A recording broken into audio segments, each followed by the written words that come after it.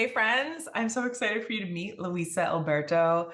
Luisa and I met through this incredible group that I became a member of recently. It's a group of female founders called Dreamers and Doers. And Luisa entered my world, I was going to say entered the chat, with an incredible level of generosity. She offered sessions to be able to talk about your finances of your business and to just jam on your own kind of hurdles, but also opportunities. And it was such a wonderful conversation that was so much more than the kind of hard numbers that you think of for finance. As somebody that went to a school where a big part of what we did and what we learned was around the accounting and finance lens. That's originally the school I went to. Bentley University was originally Bentley College, and it was an accounting school. And so I had a history of learning and talking about these things in a very particular way. And having this conversation with Luisa just like blew my expectations out of the water, but also the permission for how we have these conversations. It was just very, very different. So I'm excited for you to get to know her, get to know her perspective on these things, to think about the world of finance, personal and professional, with a new lens, a new mindset, and some incredible wisdom that she shares here. So Luisa is the CEO of People First Finance, a complete financial service solution for women agency owners and service providers. So for women entrepreneurs, she has almost 20 years of finance and operations experience working alongside visionary leaders of successful startups. She's founded multiple businesses herself, which she talks about in this episode, one of them being a juice business. And she's very, very focused on a mission of easing the financial burden and the sense of overwhelm that holds so many ambitious, enterprising women back from financial autonomy, and also keeps us from this legacy building energy that I think so many of us are seeing as so incredibly important as we watch how generational wealth gets passed down, how we are seeing old systems and structures that have kept so many of us from having our voices heard or from having our bank accounts with the value of our work being reflected. And we have conversations around pay equity and not being allowed a seat at the table. It's so important for work like Luisa does over at People First Finance to be front and center in so many of these conversations, because as you'll hear here, there is so much more about who you are as a person, your relationship to finances, but also your relationship to what you want your life to look like and be, how you want to interact with your clients, how you want to interact with your personal life, how you want to build and grow your business, and also how you want other people in and around your community, whether it be your chosen family, your neighbors, the people on your team, how you want that all to kind of shake out in alignment with your values, in alignment with your authentic way of living your life moving forward in an expansive and abundant way. So without further ado, I'm so excited for you to meet Luisa. Luisa, welcome to Checkbox Other. I feel like so happy is an understatement. I am amped that you are here right now. I'm so excited that everybody gets to meet you. I'm just so grateful the world brought our paths together and also showed us that there were parallels on our path along the way. So welcome, welcome, welcome. Thank you so much for having me, Nikki. This is so exciting. I'm like, usually I'm like always like, my body's so hot or so cold. It's like, you get so excited, the temperature changes. So I've joined you in your excitement. I say this to start off. It's funny. I was speaking to my siblings who are like between 11 and 15 years younger than me.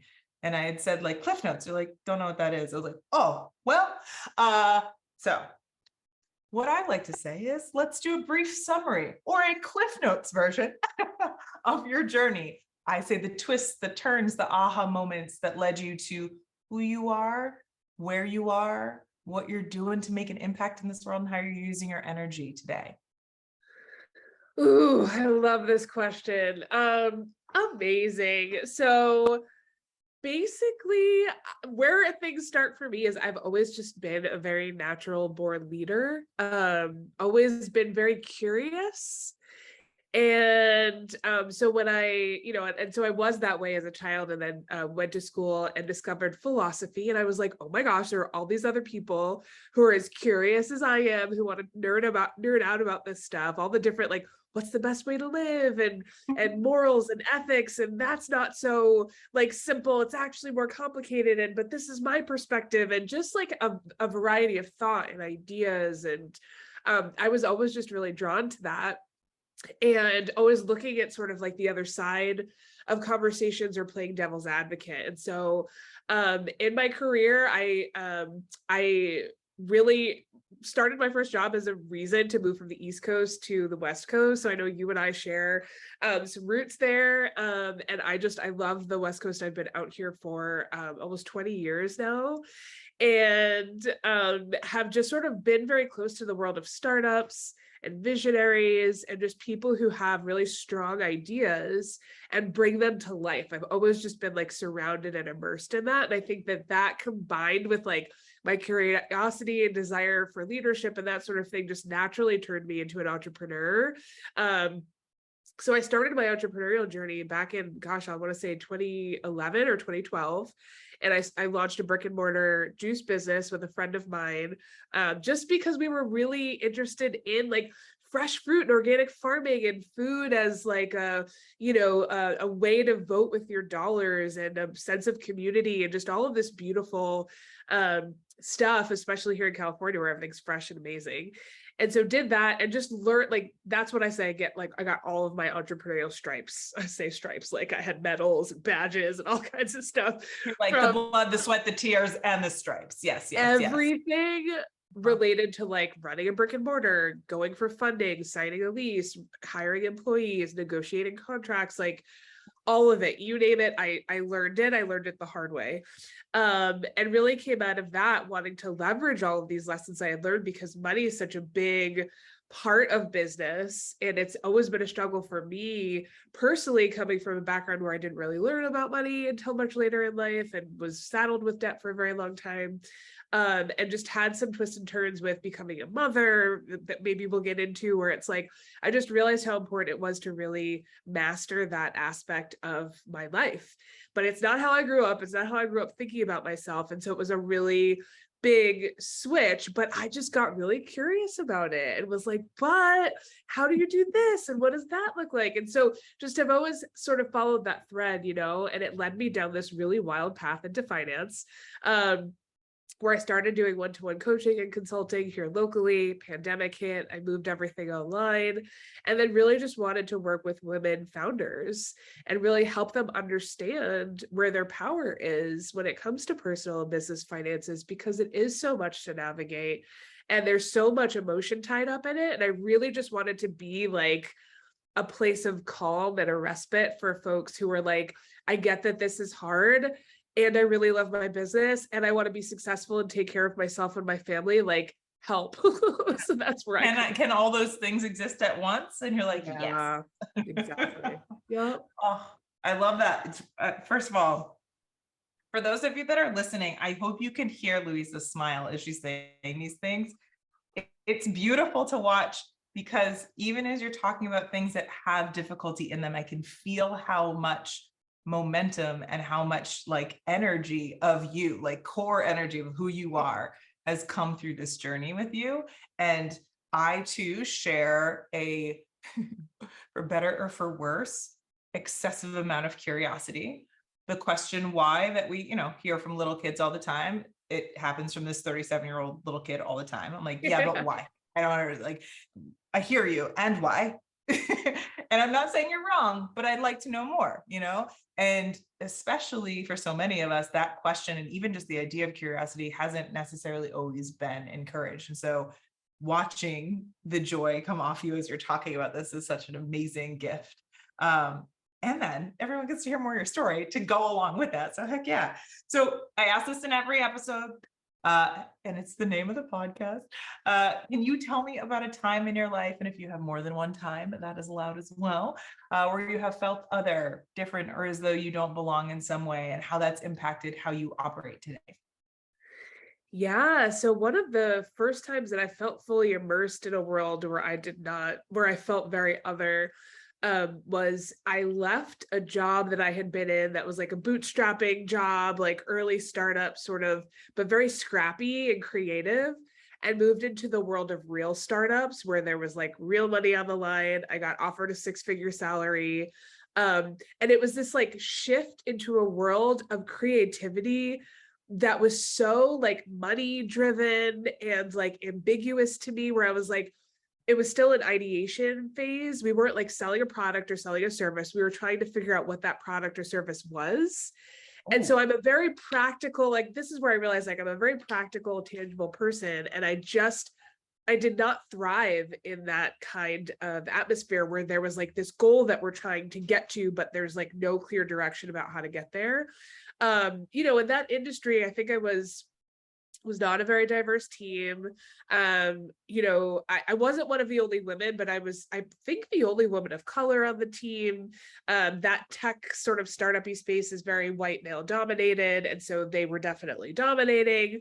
And so a lot of the way the team culture was structured was from this place of privilege and using a language that I just was not very comfortable with. Yeah. And so I only lasted there. I think it's the shortest time I've been one of the shortest times I've been employed, but I think it was like 6 months or 7 months. And it was a beautiful experience, but I really didn't feel like there was enough grit to like dig into. Like the scrappy part was like not so scrappy. Anyway, yeah. That was probably the first time I felt sort of other, which is great because growing up in Nyack, where I grew up, it was so diverse. I didn't feel other at all really growing up, which I think is rare. I don't know. I feel like for a lot, I mean, everybody has their own story, right? And for me, it didn't start until much, much later when I was thrown into this world that was very much outside of my comfort zone. It's so beautiful because I think oftentimes when we have this experience of other, or at least a lot of the times we're talking about this when you're younger and you're still forming your sense of self. When that happens, you think there's something broken about you, flawed about you, other about you. When you're coming into this after having a foundational experience where everybody's a little bit different and you've been given permission to ask why, and you're leaning into philosophy and realizing, oh, there isn't one right way to do this. So even if I am other, like, there's many options, cool, that you then have the permission that you've given yourself to say, okay, this might work for someone else, it's just not working for me, versus there's something wrong with me that this isn't working for me. And I think it's a really, really powerful thing that not only, 6 months is a long time in a situation where it's really hard to find any version of footing. What I'm hearing in that is like, you're trying to put your feet down, you're like, there is no ground to stand on right now for me. And so I'd like to be able to figure out how to find my center of gravity, but I'm just floating around right now. And so that can be really destabilizing, even if it's just 6 months, because, in the grand scheme of things, we got many of those hopefully have happened and hopefully many more to come, 6-month periods. But it is really, I think, powerful to not only have that experience later in life, but to be able to see yourself separate from your identity being tied to your worth in that experience. I'm so curious about how that, I'm already skipping. I've got, for all of you listening, I'm adding a new question, and you've heard me before get so excited about the person I'm talking to that I forget to ask the other question. We will get to that third question in a second, but I want to nerd out about something real quick. I think there's something so interesting about having that ambiguous nature of that job that was really unattractive to you. And then now being in a space where you are meeting people in their ambiguity and bringing them to some version of kind of foundational support. Do you feel like that informed, or at least helps you empathize as people are coming in being like, Luisa, help me, I'm floating over here? Absolutely. Absolutely. And I think that's why I really love the world of finance, because there is this very black and white component to finance. And yes, that's part of what I focus on as a service provider in the field that I'm in, like, absolutely.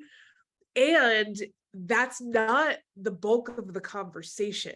Like, I want you to find your footing so that you can, there's this great company that I used to work for that's called Anchor and Orbit, and that always really stuck with me. It's like, so you can anchor, but you're anchoring so that you can orbit, so that you know where your footing is, what your foundation is, that you're T's and I's are taken care of. And you're doing that so that you can like rocket to wherever else you want to go with that sound footing. And that's very much my approach to finance, which is not a traditional approach to finance. So I think it absolutely had an effect. Yeah. Okay. We'll get back to the approach to finance. As somebody that went to a school where set like 70% of the people accounting finance majors. Yes. I was not one of them, but I still had to go to all the classes. Yes, that is not what those classes felt like for me. Yeah, no. Anchor and orbit. No. They were like, learn it, memorize it, feel a little ashamed about it, try to catch up to everybody else, Okay. Yeah. So this new question I'm bringing in because, and I didn't even say this to you before. So the question is inspired by, I think it was a young woman or even maybe a young girl that was speaking to Kate Winslet in one of her like pressers and maybe the mayor of Easttown or something like that. And this question that she asked was very similar to this one that I was like, I need to bring this into Checkbox Other because I feel like this is the meat of it. But I'm always like, tell me your other. Cool, let's talk about other things. So let's name this thing. I would love to hear the first time you remember being fully seen for who you are in life. I love this. And something immediately came to mind that had I not been asked this, I don't think I would have like had the opportunity to revel in it. So thank you for posing this question. It's very Thanks, cool. that young girl. Thank you so much. Young girl. Winslet as well. Thank you, Rose from Titanic. We appreciate you. Yeah, seriously. I love it. Yeah, and I think it was so in kindergarten, our class put on a play and it was like a circus. And everybody got assigned their role in the circus. And I don't know what my first assignment was like, I don't know, a lion or like something in the circus. And I would not have it. I was like, oh, lion? I'm not going to be a lion. Like, I need to be the ringmaster. This is kindergarten. I keep checking my facts. I'm like, was I really? Because I have a 7-year-old. I know what kindergarten looks like. And I'm like, I can't imagine her doing this. But I like dug my heels in and I was like, no, I'm really upset. Like, I'm supposed to be like, there's no other, in my mind, I was like, this is ludicrous. Like, you're robbing me of like what I'm supposed to be doing here. Hello. And I just like, I was upset and made a big stink about it to the point where the teacher had to switch things around and make me the ringmaster. And I poured over those lines. I memorized everything.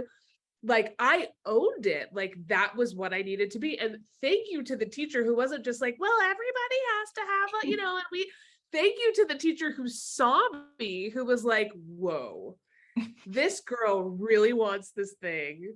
Like, let's just let her have it. Let's let her be it. And I was like, and next the lion, whatever, and just like owned it. And I remember feeling like it wasn't hard. I wasn't scared.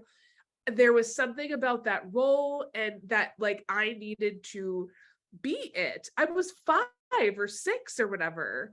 And I had a series of teachers, of varying abilities to really see who I was and what makes like any kid, what makes any kid special. And the times that stand out where I was most seen, that's the earliest, that's the first time I can think of.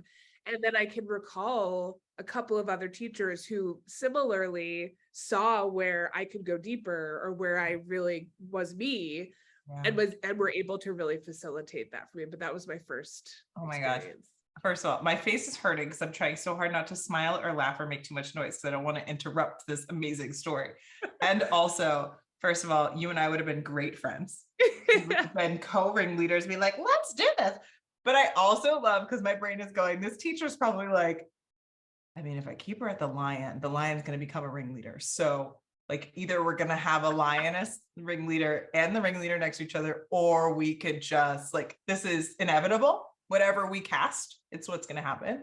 And so I love that kind of you voicing your opinion, you voicing your needs and being met with like arms wrapped around at the very least. Yeah. Okay. Take up space and let me know what you think. Like, I think especially for a lot of young women of color, 5, 6 young women, young girls are not met with that, right?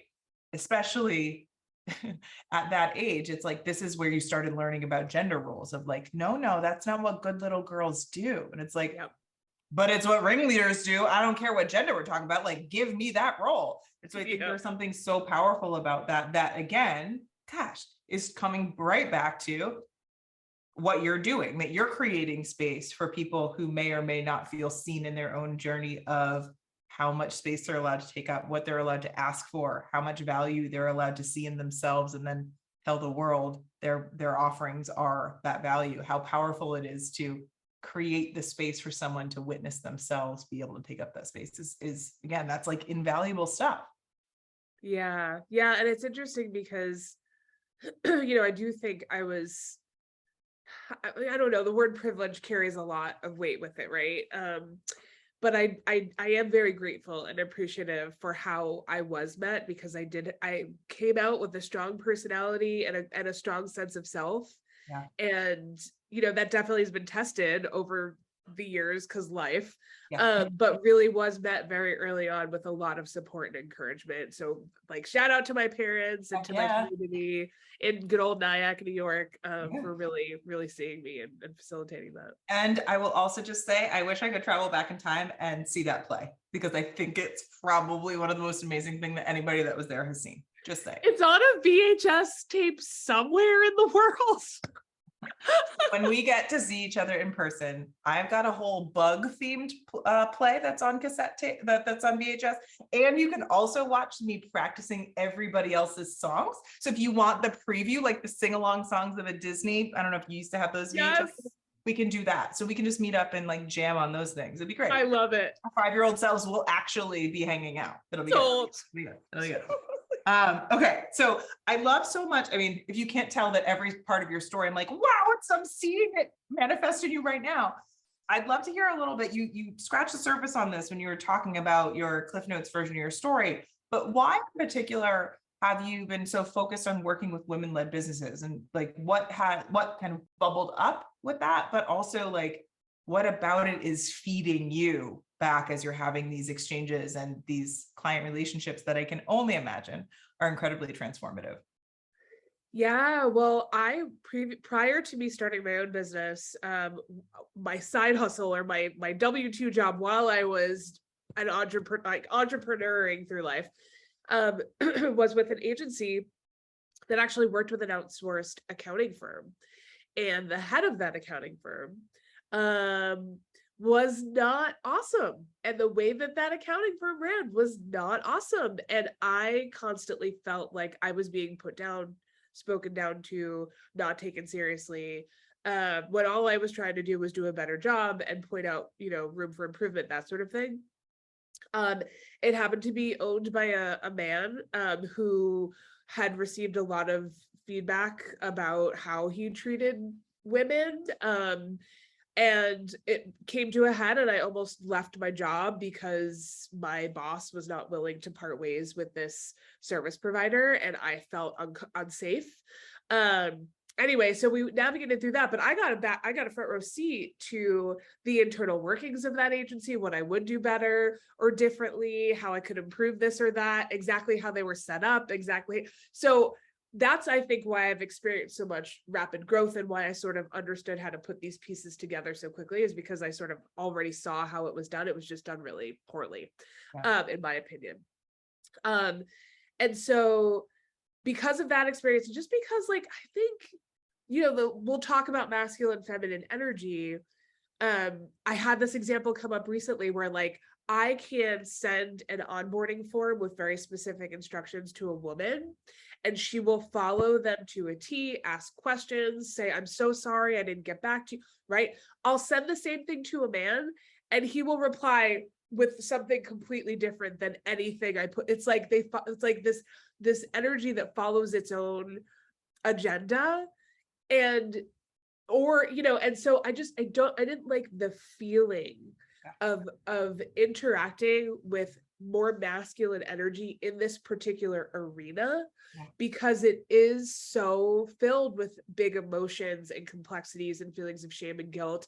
And because we as women, I think, have been stripped of a lot of the autonomy over generations, like not even stripped, we never had it, Yeah. the autonomy through generations. And so we're still playing catch up in so many different ways.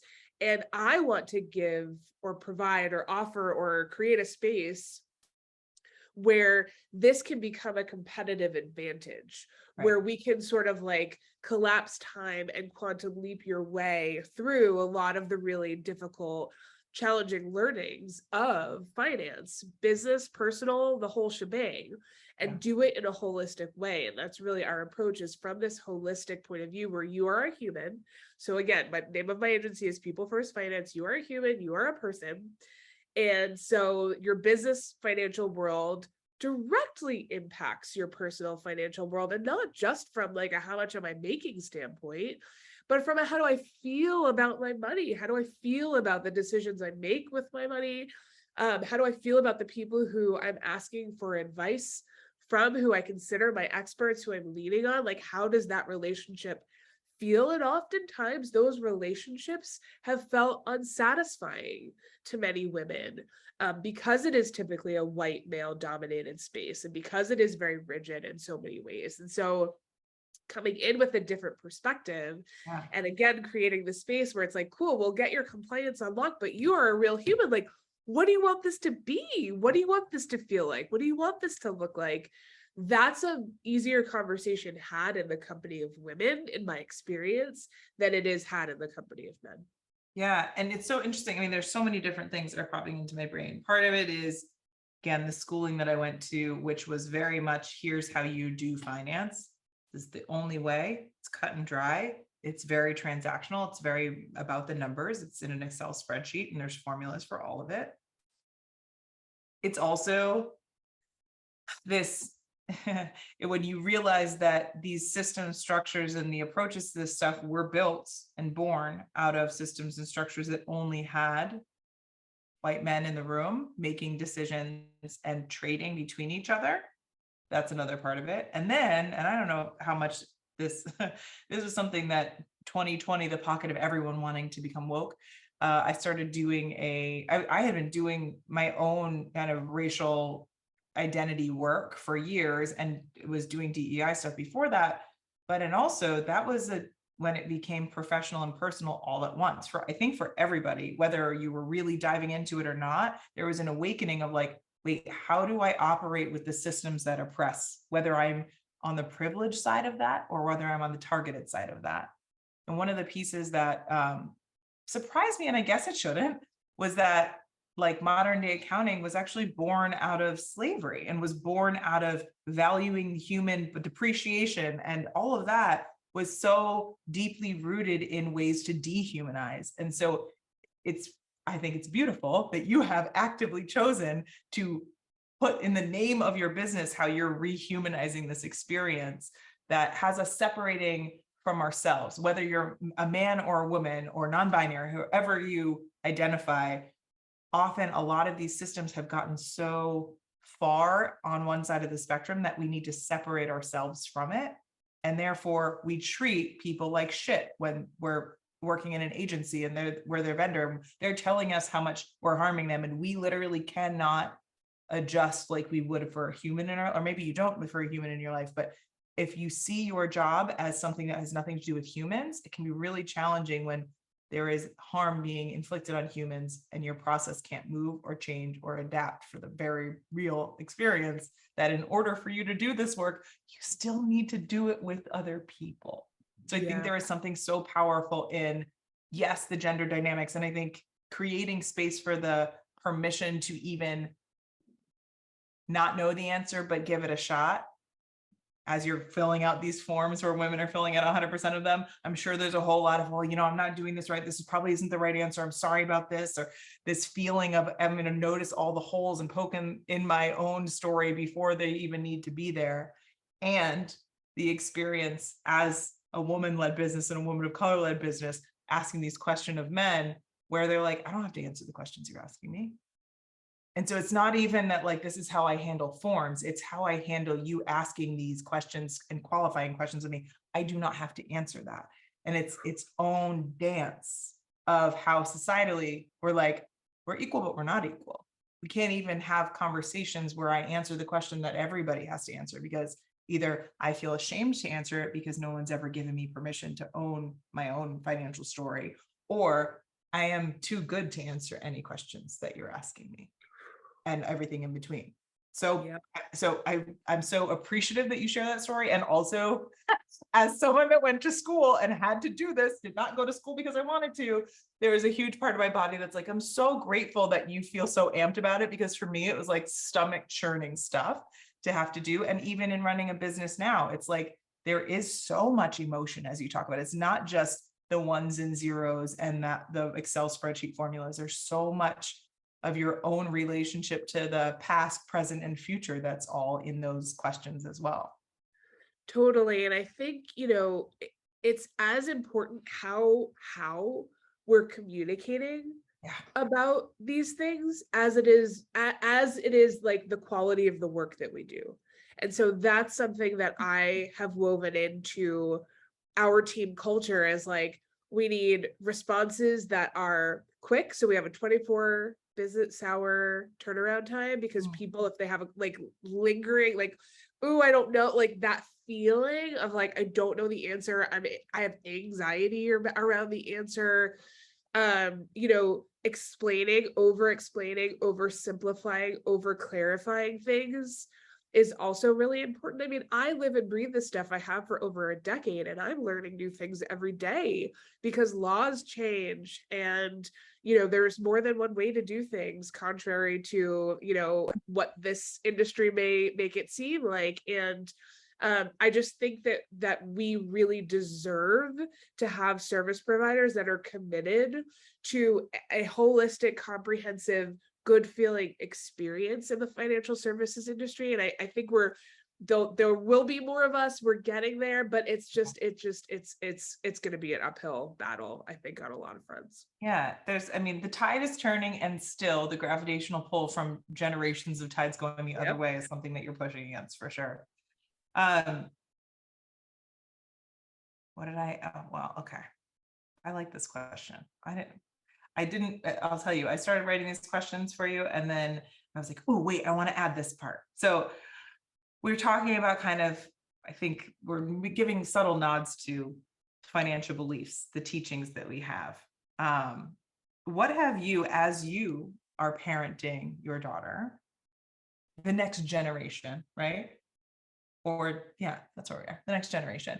What are the types of messages, beliefs, patterns, principles are you actively normalizing in how she sees the world, how she sees value, financial value, legacy building, all of those things that so many of us maybe have heard but didn't think were for us, and normalizing that as, oh, that's just what we do here. Yeah, I mean, this might be controversial. I don't know how. I'm just gonna say it because nobody's perfect. And it's true. Okay, so she right now, as a little 7-year-old, has more money to her name than I did when I moved to San Francisco when I was 21 years old. So what I'm saying is true. But I don't know, we'll be I have this mentality of wealth and abundance. And so I'm not that great at saying no. I'm not a no person. So there's an element of that, of if she wants something, I'll say maybe, right? I'll leave the door open to possibility, to abundance, to welcoming something in, right? I do tell her she's going to be rich. I do tell her she is rich.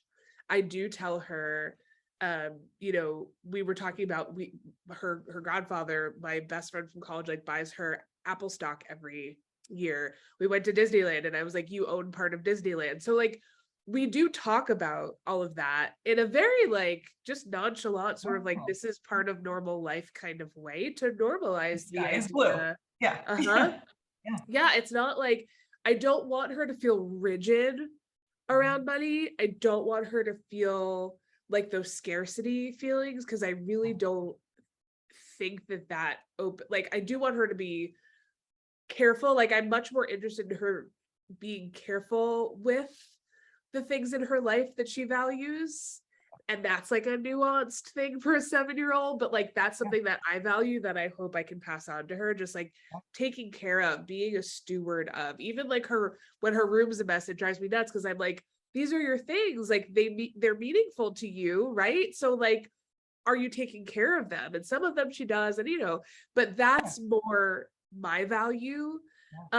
Being very generous with friends, so she'll be out and she'll be like, oh, I want to buy this for so and so, or and I want to encourage giving and that sort of thing, that she has that natural desire to like give. And so that's sort of where we are with it. I haven't like, I don't know, I've thought about it, but I haven't yet been like, okay, you got $5 from grandma, so we're gonna take $1 and put it here and another. And I'm just like, that doesn't, maybe at some point we can talk about that kind of thing and how to stretch it. But like with little kids, it's like, do you want ice cream now or tomorrow? Like yesterday, like in this moment, I want ice cream. Like this idea of like a future. Where was it?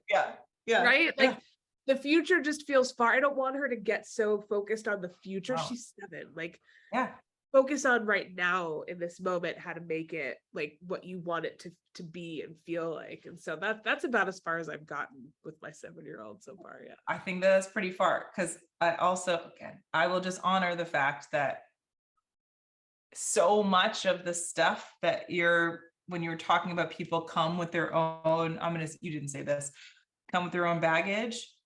That's not taught with a paper and pencil or a chalkboard.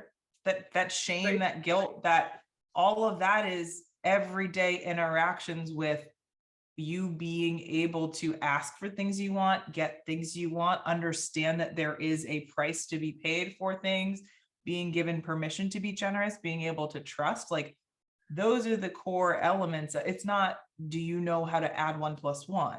That's not where the shame comes from. Right. If that was the problem, then when Excel or calculators came, then all that shit should go away, because something else can do that for you. It's the baseline stuff that's like, I was taught something very deep in my identity around money. It's something separate from me, but apparently it's not.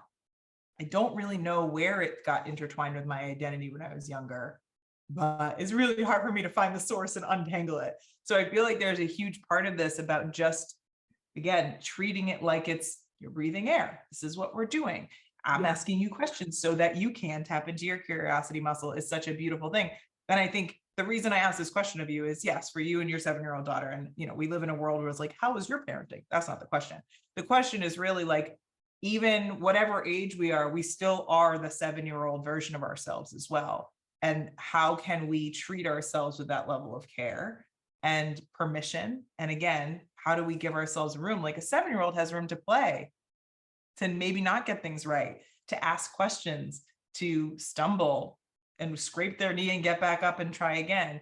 And the older we get, the less we give ourselves room for that kind of fluidity. And I feel like the way that you talk about the work you're doing with your clients, it's really inviting them into the belief system. I'm going to ask you some questions that are probably cut and dry and black and white. And also I'm going to create space for that belief system to maybe shift and change as we're doing it. Yeah. And I think that's really important whenever you're like trying to shift your mindset. Like, I don't do a lot of mindset work. I did this in coaching because I do think it's really, really important. I don't do it so much anymore. But I do think it's really important to just, there's this book that I love that I will recommend that's called The Art of Possibility. It's a beautiful book. Highly recommend it. It's on Audible and also paperback, but it's just this idea, this notion that like, we made up all these rules. Like, humans made all this shit up. Like, we made this stuff, we made it up, we made up these rules, right? And if you can move forward understanding that, and understanding that humans are imperfect, so these things we've made are imperfect, and humans come in lots of different shapes, sizes, colors, varieties, genders, whatever, like, so there's probably more than one way for me to answer that question for you to get where you want to go, or you know what I mean? And so, even though I'm an expert in an industry that does have rules, great, let's figure out okay, cool, we know the rules. Now, let's get on with the real, meat of the situation. Yeah, it's like going to a doctor and them having all of the wisdom, and you're like, but here are my symptoms and here's how my body works and here's where I'd like to go with it. It's like, okay, a doctor that can meet you where you are is very different than a doctor's like, well, somebody else had this and this is what it is. Let me give you medication. You have medication that didn't work because that wasn't the issue, nor where you were trying to go. So you're just constantly over medicated for all the wrong things. And then you lose your own sense of self and your health is all fucked up. You're like, Yep. oh, I prefer a doctor that actually heard me, listened to me, and came up with a plan. No way. It's funny though, because money, and especially in America, our relationship to money is so pervasive. It is so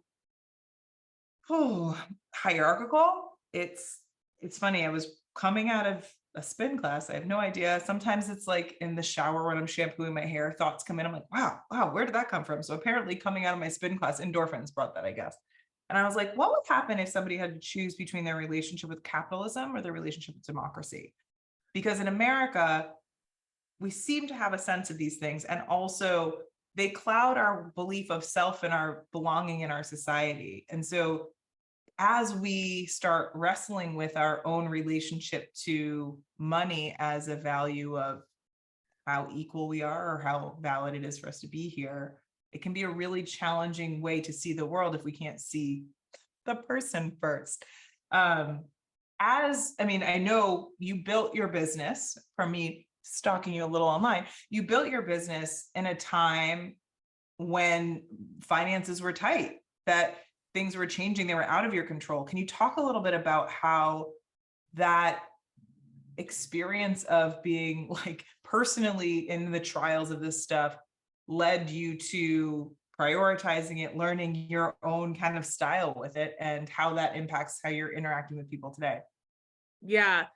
The moment I decided to give a shit about money was the moment I realized that without it, I was like without options. And because before I was like, what's the big deal with credit card debt? I just buy whatever I want. I put it on the credit card. I'll pay it off till the day I die, but I get to have whatever I want. Like, what's the problem with debt?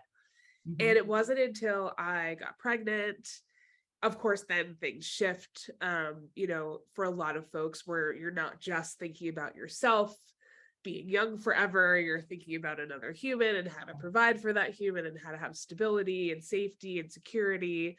And while I was pregnant, I've lived in the same apartment now for 15 years in San Francisco, which is like a tricky market. And when I was pregnant, my landlord was like, hey, I'm really sorry. I know this is really bad timing, but we may have to move you out. So they could have, someone in their family move in. And I freaked out.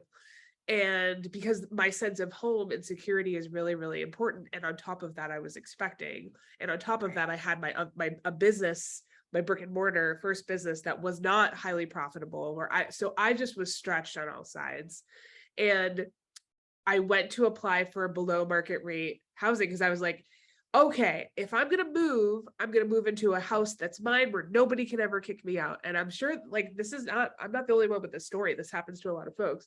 So I went through that process, and that's where they do a financial assessment. And so they're looking at, what are your assets? What is your debt? What is your monthly income? All that's the first time I'd ever looked at things that way. Yeah. And they were like, oh, well, if you just do these few things, you could qualify, which was not true. Like they're trying to get people into these situations and these whatever. And I found out later that most people default and are put in even more financial hardship trying to qualify for these BMR units. Anyway, went through that process, was like, no way, that doesn't make sense. There's something I'm missing here and I need to figure it out.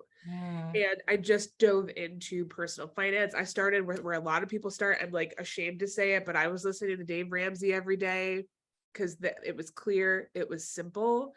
Did I agree with what he was saying? Did I always get it? Did I always feel heard? Did I always feel like I connect? No, but he had very clear, simple steps. I was like, I can do that. I can follow that, followed those steps, got myself out of debt, paid off my student loans. And then when my business closed down, my first business, I declared personal bankruptcy. But I did that as a tool because I was like, I know I'm going to make more money in the future. Like, I know me, I know what I'm going to do. Yeah. I don't want to spend the next 10 years of my life paying for mistakes that I've learned and lessons that I've learned every Yeah. month. Like, I'm just going to cut it off and start fresh. Yeah.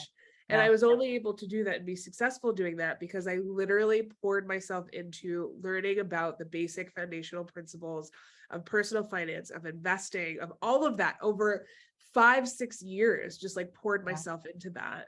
And the same with business. I took up side jobs as a bookkeeper.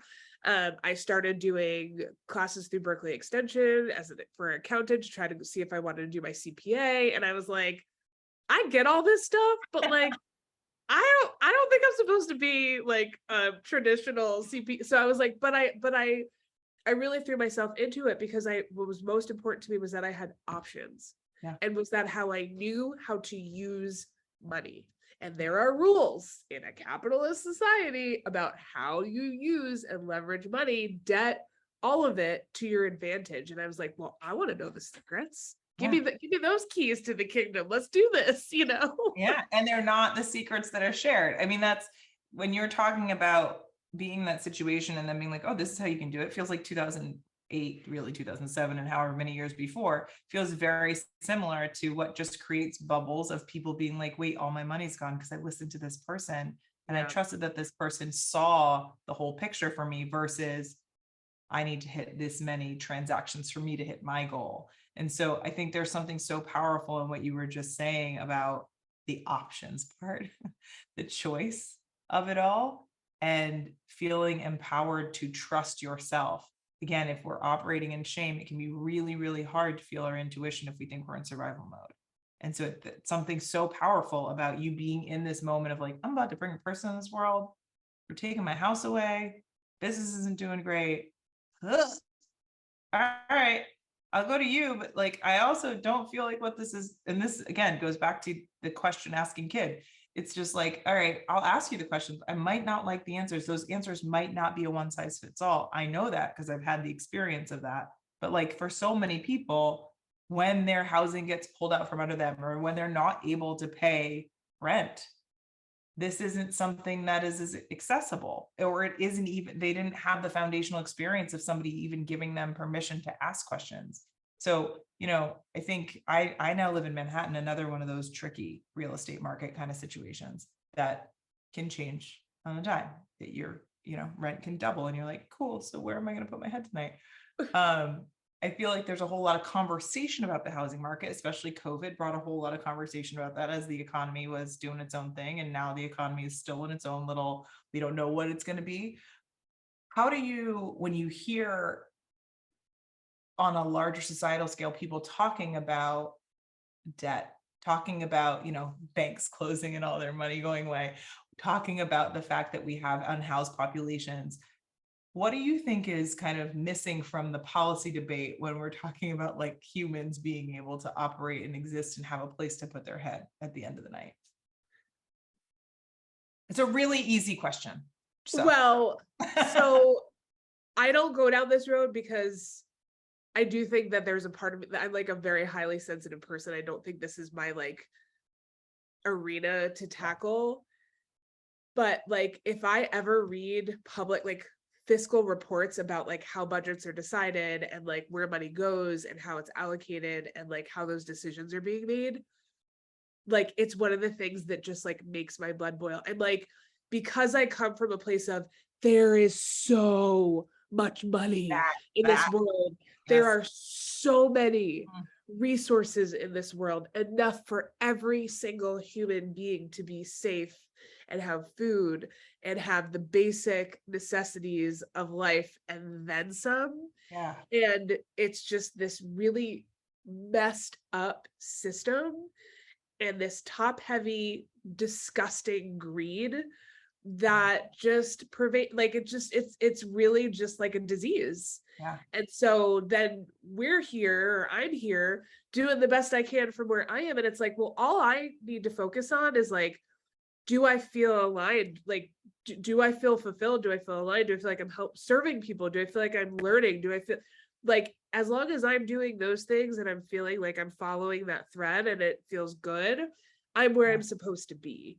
And so I'm just going to follow that. But I do think like I'm like, if I could just like go to a budget meeting, go to these budget meetings and be like, but actually, if you just did this, like it would all, like, because math is math. Yeah. Like the numbers of like, it's just all maths, Yeah. right? But it's not being done with the greater Good. Yeah. collective good, really, at the heart of that, decision making, which is just wildly unfortunate. And I'll say this. I think there is a part of the permission that you grant people by opening space for them to be able to ask the questions versus being dictated to say you can or can't have this thing, you need to do this or that thing.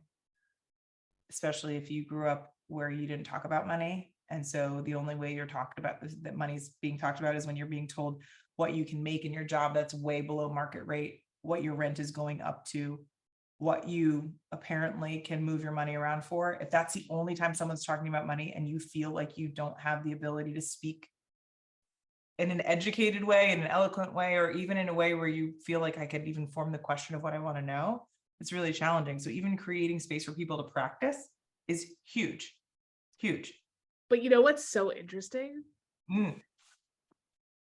It's so interesting. People in my world crave prescriptive action. They don't know what to do with extra money. They don't know what to do when they have options. They don't know what to do when someone who is called an expert isn't telling them what to do. They're not used to really listening to their intuition or taking a variance of factors and like synthesizing them and asking themselves, well, what do I want the outcome to be? Yeah. What's the ideal outcome for me? What do I want to do with all this money that I like? It's such an uncomfortable place for like, I've worked with clients to the point where their businesses, all of a sudden they have this surplus. Yeah. And they're crying with anxiety because they're like, I don't want to mess it up. I don't know what to do with it. Did I do all the right things? Where should I put it? It's like a whole other set of challenges because we're not used to having those options and having those resources. It's wild. Yeah. Yeah. It's like Monopoly. It's really like, it's not the money that's the thing. It's just happening with our relationship to money is like tangible or the numbers on screen, but that feeling of feeling like there is a temperature setting, a threshold that I have. And so it can stay within this range, but if it goes below it or above it, I don't know what to do. So, and we're so used to, again, a lot of times when I'm talking about like how we're officially educated to, a lot of that is about obedience. A lot of that is about memorization. A lot of that is, how do I get this teacher to give me 100%? Not, do I understand the principle what we're talking about? And so it does make a lot of sense that if you're outside your comfort zone of what you kind of feel like, I get it, that it can feel like, oh, well, I wasn't actually trained to stretch that way. I was told that that was outside of my scope, or that was, that's for the adults to talk about, or, oh, people like you, don't worry your pretty little head with that. Right? Like it's really interesting. One of the things that, God, we could talk about that. I feel like I'm like, we should talk for hours. I will never forget one of the first women's leadership conferences I went to when I first like left corporate life. One of the talks was about the great wealth transfer gender-wise, and how there was a huge, and I feel like it was like 70%, something like this. And women over 70, we were going to be huge wealth transfer because of, just the life expectancy, but also legacy, inheritance, and how important it was for women to have experience with not just thinking of their money as charity, but also thinking of it as something that can be, I don't know, it's supportive. It can be something that you can invest in yourself. It's something that can expand. It doesn't have to be something that you're just like, oh my God, look at me stumbling on this. I've got to give it to someone else because it's not for me. And it was such a powerful conversation, and even just like scratching the surface, because I went to a school where the goal was money. Like the goal was to, whether it was for you individually or the company, right? Like the goal was to keep making more. The goal was up and to the right all day, just keep going infinitely that way. And so it was really interesting because that also then mapped with, oh yeah, I guess we do have like the women who are wealthy, like they are running boards of nonprofits, not starting businesses. And so, those aren't the only two options, but like how fascinating it is to realize that even when you have the economic power, there is something so deeply rooted in our gendered system that this is where you belong. I think Mackenzie Scott is another interesting element of that. That's the same kind of thing playing out with impact, but also like how we handle when historically we've been told that like somebody else has, because like even our money is given to our, in a heteronormative way, husband as dowry and payment for. How challenging that is to be able to hold that space and see it as something that can feed itself, not just giving it away. That's so real. And I what I've realized is that like it takes time. Like some of our clients come to us and like things are a mess and we spend a lot of time cleaning them up, and they're not a mess because they're a mess. They're a mess because they didn't know, like they didn't have tools, resources, like learnings, education, whatever that explained or like showed how to handle and manage money in a way that's going to sustain yourself. And so a lot of it is just time and patience. And I feel like in the financial industry, those are two things that are really hard to come by, right? Like you don't get a lot of time. You maybe, email your accountant and you hear back, a month later because they're busy and it's tax time and I'm busy, and you're not top of mind, and you get that messaging. Patience is another one. A lot of people who come to us are like, I get these really curt like replies, and I just like I still have questions, but I'm afraid to ask them because I'm afraid I'm going to get another curt reply or not get a reply at all because it's something I should know. And it's like with a little bit of time and a little bit of patience and some oversimplification and education, like I'm just excited to see, over the next 3-5 years how things really do shift, just even in my world, in my little micro corner of the world, and the clients that we serve, like to be able to watch that sort of shift in a new direction is something that really is exciting. And that's the whole idea of representation, right? Like I think a huge part of why we have such a hard time is that oftentimes people aren't given the opportunity to share those alternative ways of doing things or share how I got there. It's more about like, show me. And especially if you have shame about it, you're not going to tell me loudly about it because you're still working through it. So having more people, right? Like I'm excited for 3 to 5 years for your people too, because then more people can see what it is to not only be financially successful, but to have a life that is abundantly supported in all ways, not just the zeros in your bank account. That's an extremely powerful thing because it's not, then your sense of value and worth hopefully gets to continue to be decoupled from how much money you're making. You are inherently worthy, money or not. And also we live in a world where you need money to get the things that you want. Exactly. So okay. So here's my thing that I was thinking about in the shower as well. So as we have a culture, or at least lately, let's say the last like 15, 20, maybe even 30 years, the PEVC culture, the investment managements, and really, I think the kind of startup world, as you were talking about it, just like when I'm thinking about that first, or the company that you were at for 6 months, like the fact that you're kind of floating in money, but there's not even a there yet, how that has created one balloon to money being thrown around. But then you also have the other side of the spectrum where underrepresented founders aren't being seen as viable leaders. Their ideas aren't being seen as things to be invested in. And if they are, oftentimes what happens is we have to revamp it, and it just becomes carbon copies of other things within systems that have stripped the diversity elements of what's bringing in from a new perspective, serving larger audiences. So I'd love to hear kind of your take on, because I've got my own take coming from and working in that space. which I can know out another day. You're here. I want to hear from you. What is your take on kind of that outside investor energy of shaping business and making financial decisions? What comes to mind is an example of a woman.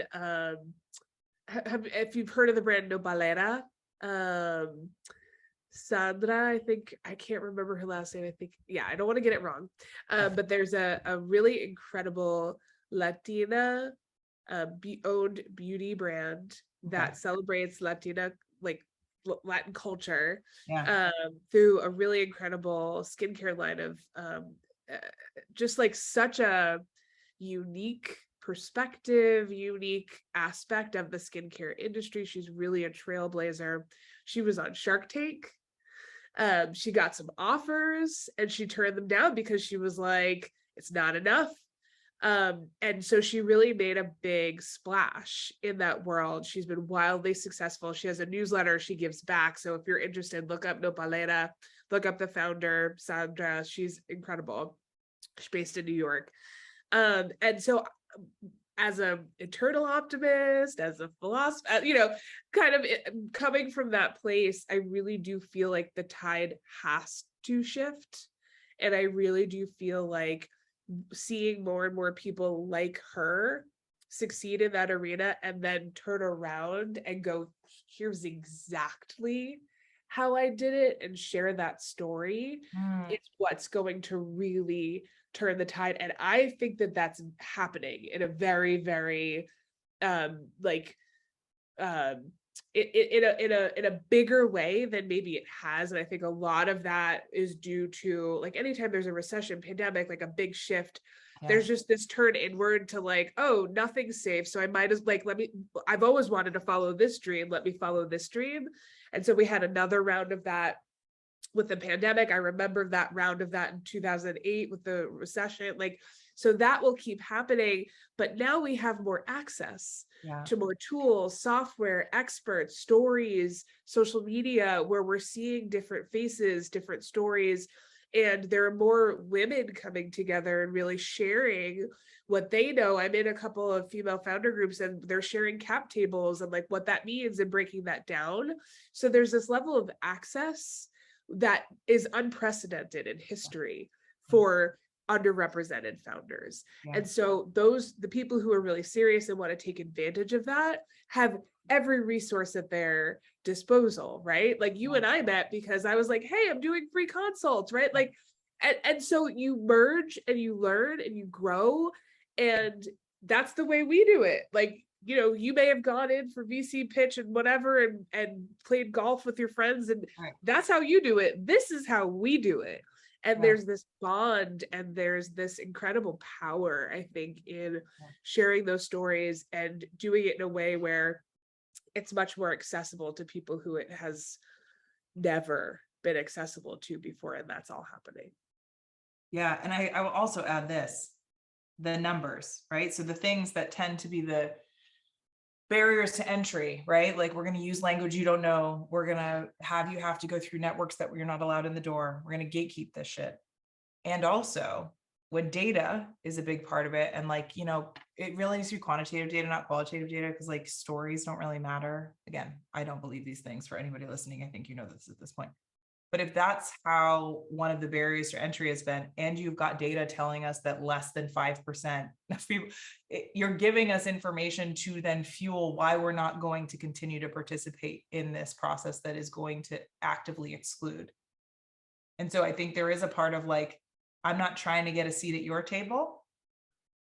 I'm going to build a table. It doesn't mean that you're not allowed anywhere near it, but it means that the table wasn't built for me to even come anywhere close to it. And so honoring that when it's you alone pitching in front of a room of people that look nothing like you, asking you questions that have nothing to do with your business, you feel like you're the only person. But when you look around and say, oh, you all had that same experience, that same dehumanizing experience. Cool. Let's do this over here then.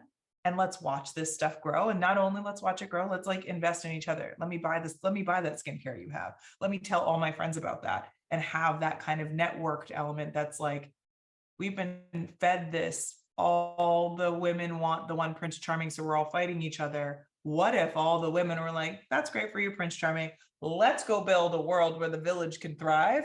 Like, whole different way of operating. And so it's beautiful to hear. And I mean, and to see personally, because we're at least in one of those groups together, to watch these examples, because it becomes so beautiful. Some of the stuff, so you offering the free sessions to be able to have these conversations. I now in my coaching with some of my clients that are like, all right, I'm looking for a job, but I'm not getting these conversations. I'm like, what you should do is you should be like, hey, I'm going to offer this, because not only that, they're going to remember what you did, how, like, you're showing what you have, you're building the muscle of what you did. Like, there's so much value. It's not like pay me for my hour. It's let's build a relationship so that there's something my mind can't even fathom that has the potential of growing with this. So I think there's, again, that's like, it's the whole idea of like, shove us down and we're a seed that will plant and, blossom even further. Like, there's something so powerful about that. Like, cool. We understand what's happening. And so we will do this over here and we will create our own fertile soil. Thank you so much. That I think is a really powerful way to think about this, especially as you're coming from a space in the startup space that disoriented you in that, like, wait, so we got a whole bunch of money, I'm getting paid, but like, there's no there, like, what? I'd love to do work, but I don't even know where to start. That's a really powerful experience to have, to say like, that it's not about the dollars that I'm getting in my bank account that will keep me somewhere. I've said this, I don't know if I said this on this podcast, I've said in other ones, that like, I used to refer to my corporate jobs that paid me well. And I should say this, my therapist and I used to refer to my jobs this way, as my abusive sugar daddy, that they would pay me. And yet all these other things would seep away. And so honoring the fact that like, money is a very important thing, but it doesn't need to replace your sense of self, your sense of intuition. Doesn't necessarily mean you have to keep trying to kind of pay the dues for something that isn't meant for you to ever get through the door. Yeah. And I mean, why do we start businesses in the first place? I mean, I started my business because I wanted a certain level of autonomy and independence to make decisions, to live life on my own terms. And that's why many of our clients start businesses. That's why a lot of people start businesses, not just to make money, but to make enough money to know that you're going to be okay, that you can set some stuff aside, that you can have fun, that you can travel, right? Like, we're not asking for the moon in many cases. No. Yeah. And so that go like when you have a VC, work with a VC, or you accept capital, you have bosses again. Yeah. I don't want bosses. I don't want somebody breathing down my neck about something. Okay, you gave me a bunch of money to try this thing out. Great. Like, the experience, the journey, if we're going to talk about like enjoying all the ups and downs and the this and that's, but it's on your own terms. Like, I'll take that 100 times over accepting boatloads of cash from somebody who thinks I might have a good idea. Right. Yeah. And the crazy part is, right, as you were just saying, the boss thing, at least usually your boss is at work with you. At least your boss is usually going to work and knows what the projects are. Oftentimes your investors may or may not have an understanding of the day-to-day, may or may not understand fully what you're doing and what you're offering. And still, because they have the purse strings, are given the ultimate decision, which can be even more discombobulating. Okay. Well, we hit on so many things. I hope that everybody got as much as I got out of this. How can people get in touch with you? Well, people can get in touch with me on social media, on Instagram at People First Finance. I'm also on LinkedIn. You can find me at Luisa Alberto. That's my profile. I have a lot of really awesome conversations there. I treat it sort of like my, I don't know, like cocktail hour, like, hey, I'm doing this. Hey, have you heard of this? Hey, are you doing this? So it's very conversational. I'm very conversational. If anything I've said, like, this, but like, I am a message away. I am an email away, or message away, I should say. I'm not going to give out my email address because I won't read them. Here's my address. You can, I'm just a doorbell ring away. Come on over. Knock on my door. I'll make you some coffee. No, but seriously, I really do. It is in my nature and part of my mission to just really support fellow women founders in all things finance. So anything I can do to support, I'm all about. Yes. If you're listening and you're wondering, maybe should I not? Yes. I'm saying yes. I'd love to hear how the amazing connection happens. So if anything, if you have any people pleaser muscles, like feel free to please me with the story of how you and Luisa connected, because that would be amazing. Oh, I Thank you so much for joining me today. I am forever grateful. I'm so excited, and I know that we're going to keep chatting, but yeah, I'm just so happy that you and I, our paths intersected, that Nyack, for those of you that don't know, my dad's from Nyack. So there was like almost an immediate, like, what? How have I never met you before? Energy that we're like parallel paths. And thank goodness we got to meet. So thank you so much for joining. And yeah, everybody just get in touch with Lisa, please. Thank you. Thanks so much, Nikki. I hope you enjoyed this conversation as much as I did. We could have talked for hours. We even talked a little bit after we stopped recording. Luisa is such a joy. And I mean it when I say, give her a shout on social media, go to her website, fill out the form so you can get in contact with her and her amazing team.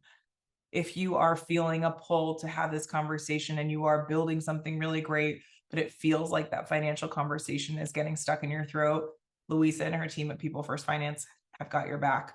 Luisa, as a human being, is just a genuinely amazing person. What you were feeling in there, I hope you could feel the smile on my face and the smile on hers. You will feel completely supported. And I'm just excited for you to get to be exposed to what it is to be just a genuinely amazing human being, doing what you're called to do and building really, really great businesses and relationships and connections to make the world a better place. I will catch you on the next episode, my friends.